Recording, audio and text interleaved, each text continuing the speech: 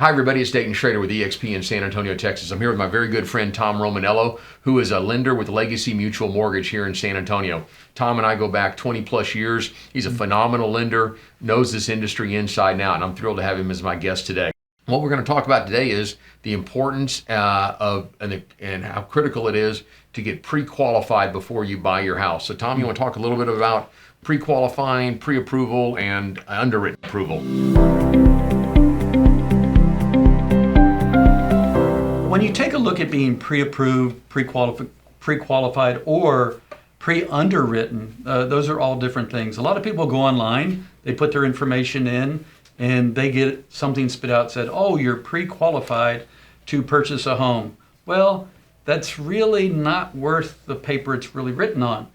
They're not looking at all your documents and data. So loans are all about documents and data, meaning that we need to see your income, assets, and credit. And when you get a pre-qualification, they're only really looking at credit and what you told them. There are so many different variables: debt to income, are you self-employed, not self-employed? So we always like to take a look at all your documents and data and pre-approve you based on that information. Now, a pre-underwritten file means that your file then, with the documents and data, goes to the underwriter. And the underwriter credit approves you, which means when you make that offer, you no longer have to have the financing contingency on the contract. So from a seller standpoint, that means all we need is title, insurance, and appraisal. So you're good to go based on those numbers, and it's much better for the seller so that they feel very, very confident that this loan is going to go through because it's already been underwritten by an underwriter based on guidelines. So those are the different ways that you can take a look at it. And definitely we like to pre-underwrite files so that we can get rid of that contingency on the contract, and that offer so much stronger when you make it. Make sense? Yes, absolutely. Is there a difference between an FHA, VA, or conventional process in that space? Well, they're all pretty much the same. There's just different guidelines. Yeah. So it's still documents and data, income, credit, and assets, but there are different guidelines based FHA. You could have higher debt to income. There's some different nuances with VA and FHA versus conventional.